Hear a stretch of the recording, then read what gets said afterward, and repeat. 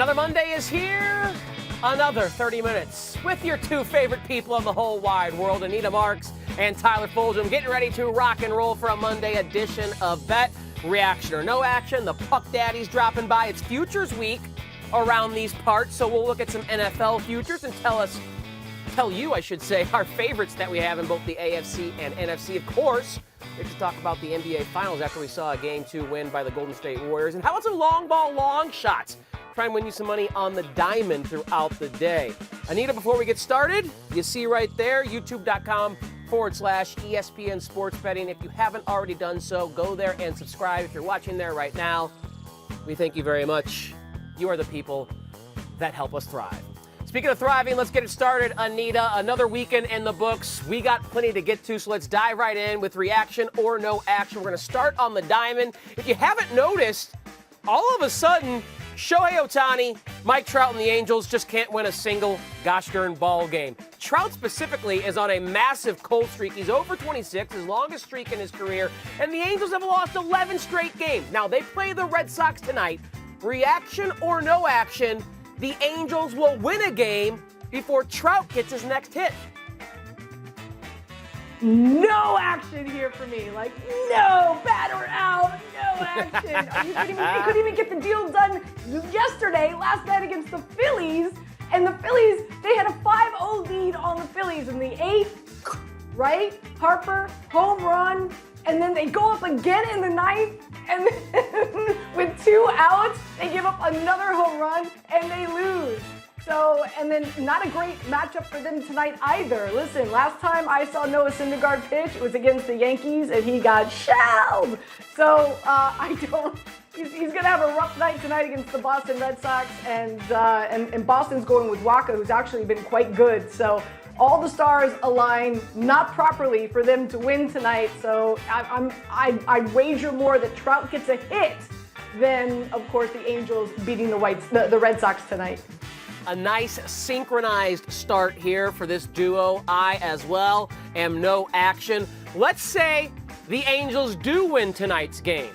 Trout would have to go 0 for again. If they win, he has 4 or 5 at-bats to get a hit before that game goes final. And technically, that would be before they win. So I'm no action just because he's going to get 4 or 5 cracks to get a hit, even if they win this game. Of course, if they lose, he can go to the next game, or however many they keep losing after that. Bottom line is, I think it's way more likely that Trout gets a knock before the Angels win another game. But at some point, they got to win again. This is a crazy losing streak that they're on. All right, let's move to the NBA Finals. We will come back to it in a second, but do have a reaction, no action, as far as Game 3 is concerned. Back in Boston for the first time in this series, the Celtics will win both halves against the Warriors. Reaction or no action?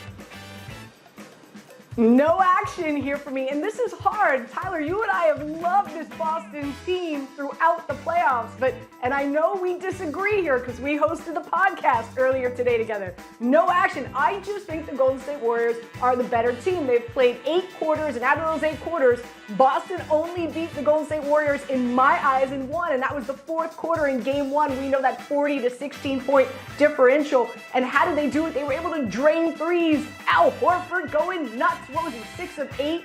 Man, this was a Boston Celtics team. They couldn't buy 3-point shots.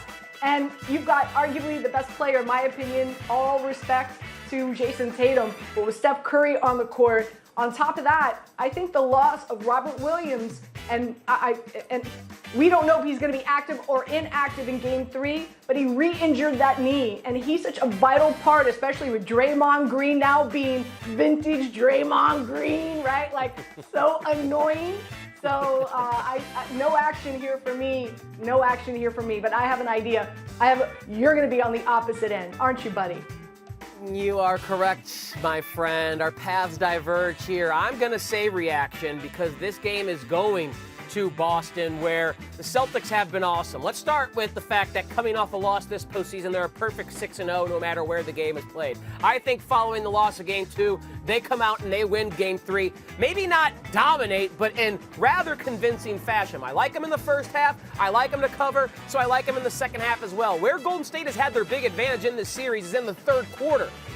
but they're a different third-quarter team on the road than they are at home. So with this series going to Boston, where Boston plays better defense, where their role players should be a little more comfortable, and that old narrative is that they should knock down a few more shots, I like Boston to jump out early and maintain in the second half, and getting it at a plus price of plus 108 for Game 3. I'll go ahead and buy reaction for me. All right, let's move to the ice now. NHL Stanley Cup Playoffs. In the Eastern Conference, we saw the Lightning get on the board in Game 3 yesterday, so that series is now 2-1.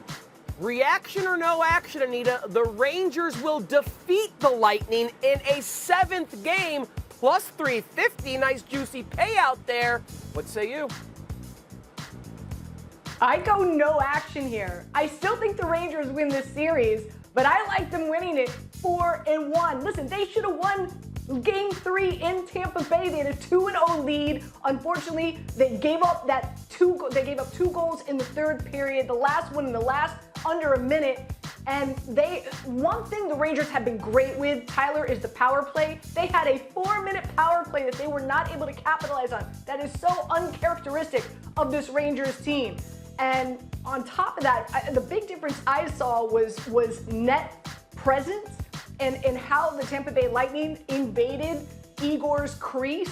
And I know Gallant was very upset about it. And in his post game, he said he was going to talk to the refs. I think that's going to be a real big difference maker. I think the Rangers win the next one in Tampa Bay, and they go home and they seal the deal. This doesn't even have to go to 7. Rangers are going to win this in 5. Yeah, I'm in lockstep with you here. No action. First and foremost, like you, regardless of who wins, I don't think this gets to a 7th game. But if it does go to a 7th game, at that point, with the way the series is played out, it would seem like the Rangers kind of let go of the rope and allowed the Lightning to get the momentum back. So if it goes to a 7th game, I'd actually be betting on the road Lightning in that 7th game rather than the Rangers. But bottom line, I think the most likely outcome is that the Rangers do put them away before we even get to a 7th game. So we're in lockstep there. No action on specifically the Rangers winning in 7 games. A guy who has been to a few games at Madison Square Garden, lo and behold, we see him a little bit south of the border now in Tampa Bay. The Puck Daddy Greg Wyshynski joining us here live on Bet to discuss the NHL postseason. Are you in Tampa Bay? Did I get that right? Or is my geography off of where you're traveling right now, Puck Daddy? No, I'm in Tampa Bay, home of the incredibly disrespected 2-time Stanley Cup champion Tampa Bay Lightning, who apparently won't even force a Game 7 against the Rangers. My goodness. I actually agree with Anita, though. I think there's a chance that if the Rangers do get a win in Game 4, that they can close it out. They've been incredible on home ice. The only loss they've taken at MSG is Game 1 against the Penguins. All right, we'll get back to that Eastern Conference postseason, but more pressing matters tonight in the Western Conference, Puck Daddy, where the Oilers are trying to cling to their lives. Down 0-3 in the series against the Avalanche. Evander Kane serving that 1-game suspension for his hit on Nazem Kadri. The Avalanche have been awesome on the road, as you have told us all postseason long. They're a big road favorite, minus 135. Ultimately, with the season on the line for the home team, Edmonton, how are you looking to wager Game 4? Well, you mentioned the 135. I feel like that's the sportsbooks telling us they think it's going to be a gentleman's sweep, that the Oilers are going to win this game. I thought the Avalanche would be a larger favorite in this game. How I'm playing it is this. I'm going to take the Edmonton Oilers under 3.5 goals on the team total. The Colorado Avalanche are incredible defensively on the road. They've only given up 2.5 goals per game on average on the road. They've not given up more than 3 goals in a game on the road. As Nathan McKinnon said, they like to keep it gross when they're on the road, not playing to pop the crowd, just playing to play boring hockey. So win or lose, I think it's going to be a pretty small margin as far as the goal total goes for the Edmonton Oilers. I'll take the under 3.5 in this game. All right, Greg, so we've been talking about Igor Shesterkin forever today, right? Like, he's just been unbelievable, otherworldly in the postseason. 48 saves out of 50 shots were great, but then he let that 51 in.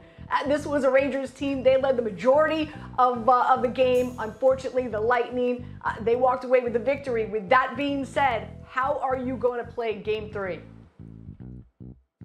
Or Game 4? I think Game 4 in this series is going to... Yeah, I think Game 4 in this series is for the Lightnings to take. You know, they, as Coach John Cooper said this morning, they had to stop the Rangers' roll, and he feels like maybe that goal by Andre Palat at the end of Game 3 provided a little needle for the balloon. So I think what you're going to look at here is the Lightning on the money line. I like it. I like them in this game on the money line. I think they're getting the line matchups they want. I think the Rangers are struggling to score at 5-on-5. In fact, they haven't had an even strength goal since the first period of Game 2. So I like the Lightning here on the money line in this game. The papa of pucks, Greg Wyshynski, the puck daddy down in Tampa, joining us live here on Bet. Got to wait till tomorrow for that matchup in Tampa St. Pete, so enjoy the establishments down there in South Florida tonight. We will be chatting with you again soon here on Bet. Thanks a lot. All right, before we move on, Anita, I know you're interested in dabbling with tonight's Western Conference Game 4, so tell me how you're going to play this game with the Colorado Avalanche having the opportunity to close out a sweep. That's right. That's exactly how I'm going to play it. I'm going to play Colorado with the sweep, ending the series 4-0. You get that at -125. Also, I've got a prop bet here with Newhook to score at +360. Now, keep in mind, this is a Colorado team. They dominated.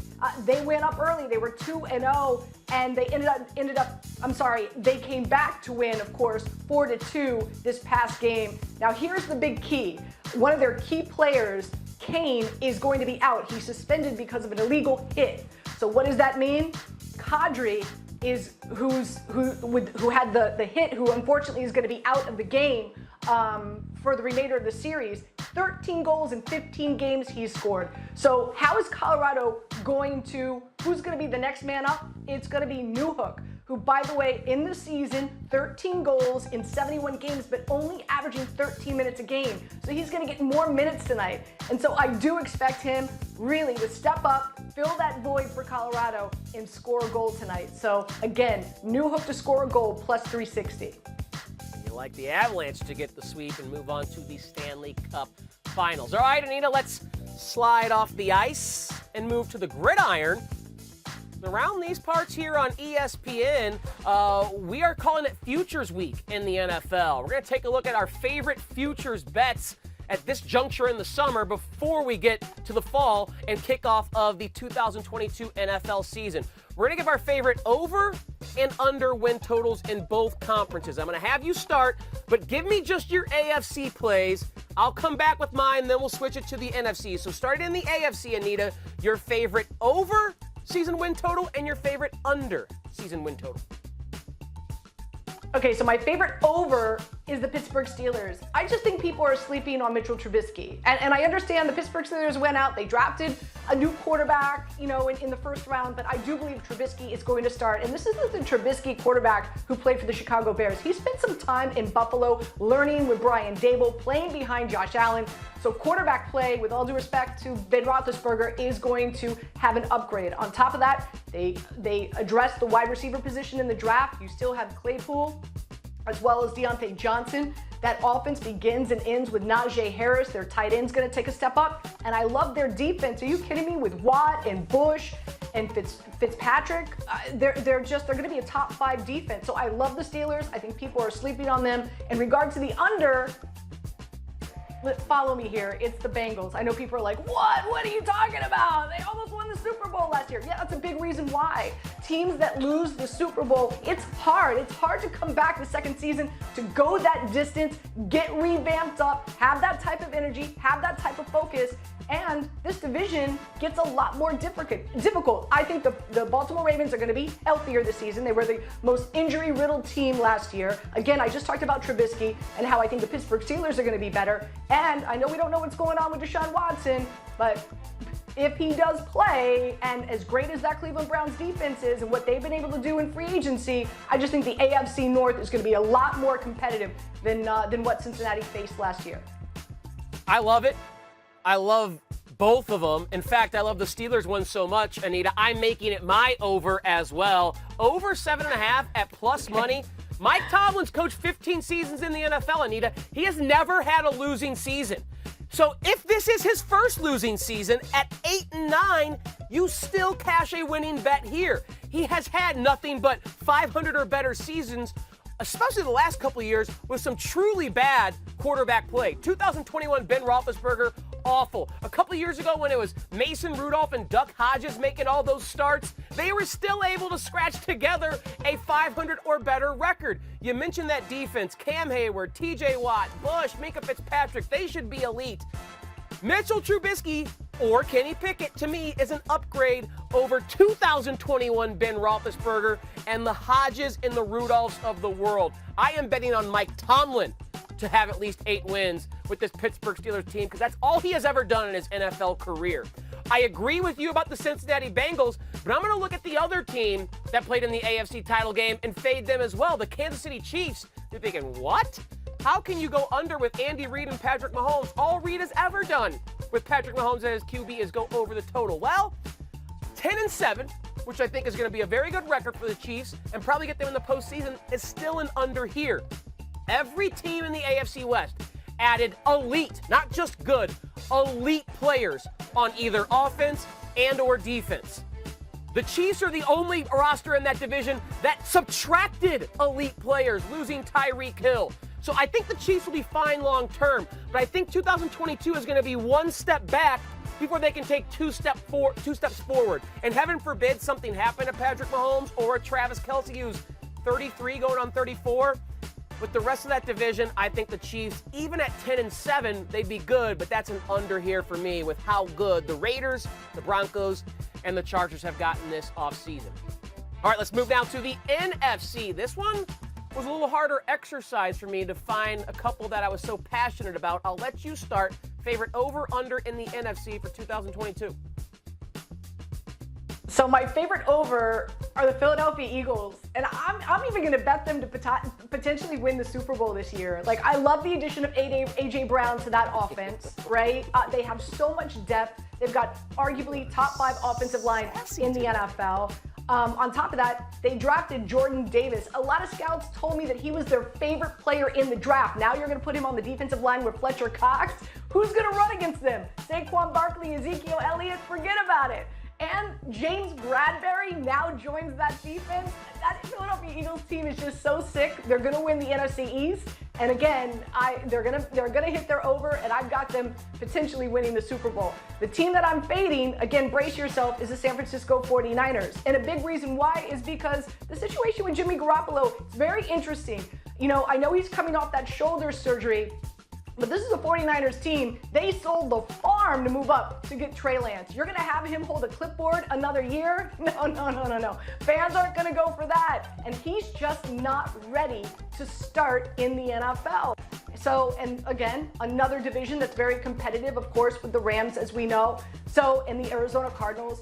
So I am fading the 49ers because I do believe Jimmy Garoppolo is going to take his talents elsewhere where he can be a legit starter and not a bridge quarterback. And I think Trey Lance is going to struggle this season. So I'm going under for the 49ers. All right, we don't have any crossover here, but I will say I lean towards your over with the Philadelphia Eagles. Not sure I agree with your assessment on the 49ers, but the two teams I want to point out, I never like going to a squad that has one of the highest win totals, but I think it's safe to bet the Packers over in the NFC. If you look at their division, I think they're better than everyone else. Minnesota, I think, can be a threat, but Chicago could be one of the worst teams in all of the NFL this season. And while Detroit is feisty, they're not even close to being in the same class as the Green Bay Packers. Aaron Rodgers is a 2-time defending league MVP. I know they lost Devontae Adams, but I'm sorry Aaron Rodgers can make me and you look like competent NFL wide receivers with how effective he is. What I think is going to win Green Bay a lot of games this year is a dominant run game with Aaron Jones and A.J. Dillon and a really good offensive line. And Anita, here is my early summer best bet in terms of value to have the number 1 defense in the NFL. I think it's going to be the Green Bay Packers. They added Devontae Wyatt and Quay Walker, 2 players from maybe the best defense in college we've seen in some time, the Georgia Bulldogs, added to Rashawn Gary, Kenny Clark, Devondre Campbell, Jair Alexander, Adrian Amos, Eric Stokes. I mean, this defense has absolutely no weaknesses whatsoever. And with that offense being able to run the football the way they can, and with Rodgers being Aaron Rodgers, I think they're going to be put into a lot of advantageous situations in 2022. So even though it's a high total, I'll go over.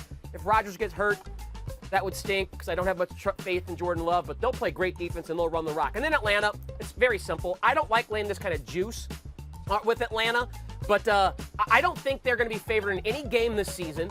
I think they'll be lucky to stumble into 3, maybe 4 wins. So I'd play this all the way down to 4.5 or 3.5 even with Atlanta. Bottom line, my bet to be the worst team in the NFL this season, not the Texans, not the Seahawks, it's not the Bears, it's the Atlanta Falcons. They'll have the fewest wins in my eyes in the NFL, so that's my favorite under that we have. All right, that'll do it for our first look at Futures Week in the National Football League here on our ESPN family of wagering content. Let's get back to the association. We discussed it a little bit in reaction or no action. We got to wait a couple days, Anita, as the teams travel from West Coast to East Coast, but Game 3 on Wednesday night. Series tied at 1 apiece. Boston a 3.5-point home favorite, total of 212.5. Let's start with side and total here. We get the props in a bit. How you looking at your game script, the way you want to play Game 3 in Boston? Yeah, listen, give me the Golden State Warriors and the points. I'll take them. I'm also going to play the under. This is the number 1, number 2 team in defensive efficiency. I think we forgot about that in Game 1, but we saw it in full effect in Game 2. And also, Tyler, you talk about it all the time, and that's the third quarter. The Golden State Warriors just own the third quarter, and you can get them to win the third quarter minus 1.5 or on the money line at plus 105. Are you kidding me? How's that possible? So, again, I talked about it earlier. I just think that they're the better team. Boston struggles in the third quarter. You've got a Golden State Warriors team who does not. The fact that Robert Williams is dealing with a knee injury is a really big concern for me. And the way that Draymond Green is going off now, watch out.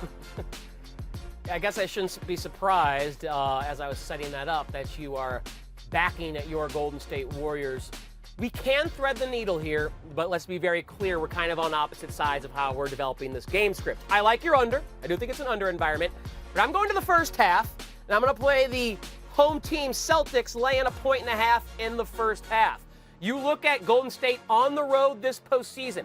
They have a negative 15.9 first half rating in the first half on the road. That means they're being outscored by 16 points per 100 possessions while on the road in the first half. Boston is a +6 net rating at home in the first half. So we have basically a 22-point difference between these two teams in the first half with this set of criterion.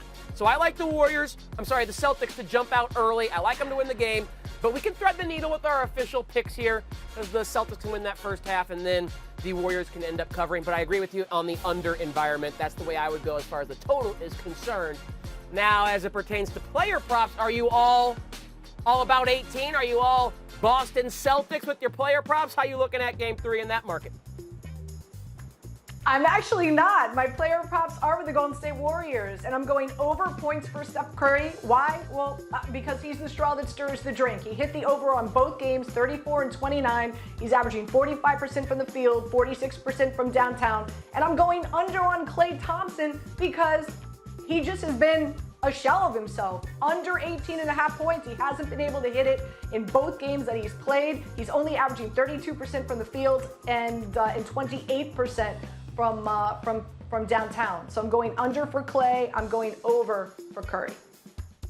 Yeah, I kind of agree with you on the Klay play there. It's been kind of sad to see how much he struggled in the first half. The Curry one, I either bet overs or I pass when it comes to Steph Curry, so I understand. So we're kind of in agreement on that side. I do have a Boston prop, and that's Jason Tatum to have a massive game, over 39.5 par at home. I expect the Celtics to win, so I think their star player is going to have a big game. I'm going back to the well here with Jordan Poole.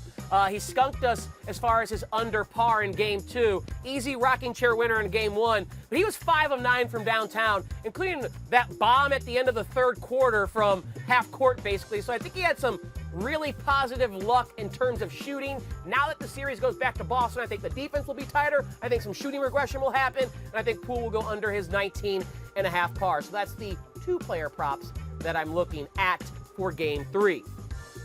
With this series tied at 1 apiece, Anita, it's basically a best of 5 the rest of the way. It's a coin flip right now. Nothing's really happened through the first two as far as a team having an edge, although you could say Boston stole home court.